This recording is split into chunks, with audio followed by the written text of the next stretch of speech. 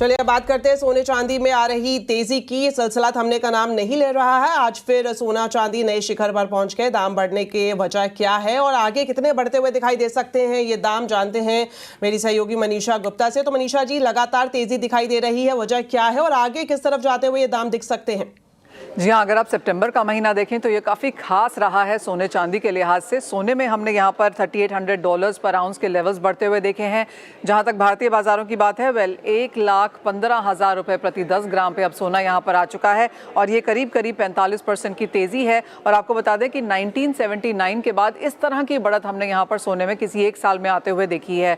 चांदी की अगर बात की जाए तो कुछ हाल यहाँ पर भी ऐसा ही है। भारतीय बाजारों में लगातार ऑल टाइम हाइज हैं। सितंबर के महीने में 22,000 रुपये प्रति किलो की तेज़ी बनते हुए नजर आई है और इस साल में अब तक करीबन 63% की तेज़ी हमने चांदी में यहाँ पर बनते हुए देखी है। और ये पिछले 10 साल में बेहतरीन रिटर्न्स चांदी ने आपको एक साल में दिए हैं।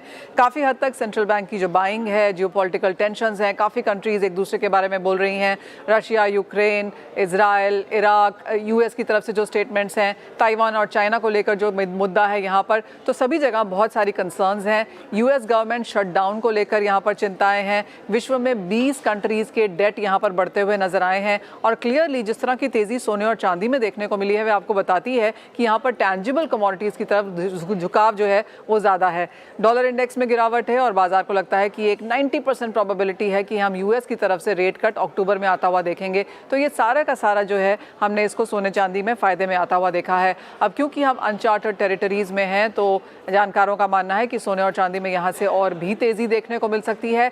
चार्ट्स पे शायद ये ओवरबॉट है, लेकिन अगर आप अंडरटेकिंग की बात यहाँ पर देखें तो अभी भी ईटीएफ में बाइंग बरकरार है। फिजिकल में लोग खरीदारी कर रहे हैं, प्रीमियम देकर इस लेवल पे ले रहे हैं। और जहाँ तक इंडियन फेस्टिवल्स की बात है, यहाँ पर भी एज ऑफ नाउ ज्वेलर्स का मानना है कि गिरावट नहीं देखने को मिलेगी खरीदारी में। तो सभी तरफ से क्योंकि बहुत सपोर्टिव क्यूज आते हुए नजर आए हैं, तो शायद कुछ और तेजी यहाँ पर जारी रह सकती है।